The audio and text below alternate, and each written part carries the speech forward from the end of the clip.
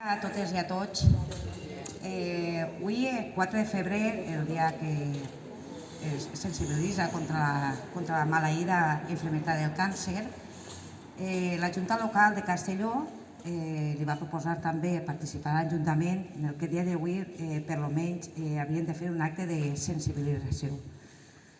Perquè aquesta maleïda, més o menys, ja sabem totes i tots que les hem patit. I, desgraciadament, la gent que en un futur la patirà. Però per això estem ací, per la lluita, per la conscienciació, per la normalitat, per l'acompanyament i a les famílies, als malalts. I si avui crec que és un dels punts molt importants que està fent l'Associació del Càncer, és posar en el foco quan les persones que han passat aquesta malaltia tenen molts problemes per a la inserció laboral. No ha sigut bastant ja dur el passar aquesta malaltia després del tractament, que després quan les persones ja es troben bé per a poder treballar, continuen tenint molts problemes en el món laboral.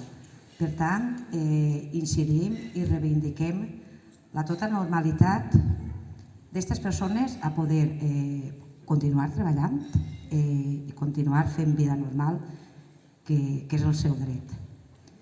I acabaré amb unes paraules en el que Dani Martín, que sé que és la cançó que més agrada a Glòria i a la Junta Local, en el que diu que la vida de vegades t'ho dona tot, de vegades t'ho furta tot, i de vegades passa i se mos despista, no?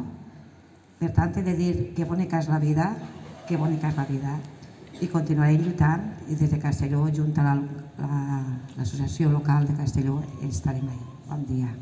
I ara li passo.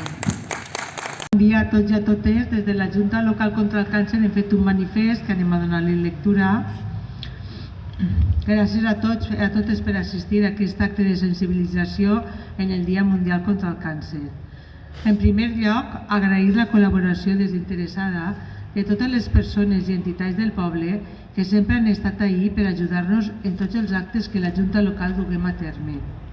El desig de totes les persones que avui estem ací és aconseguir que el càncer afecti cada vegada menys a menys persones, que s'incremente la supervivència, la financiació en la investigació, l'augment en la detecció precoç en els privats, que millore l'atenció dels pacients en tots els seus aspectes i que es dote de recursos suficients d'una de les eines més poderoses, que és la prevenció.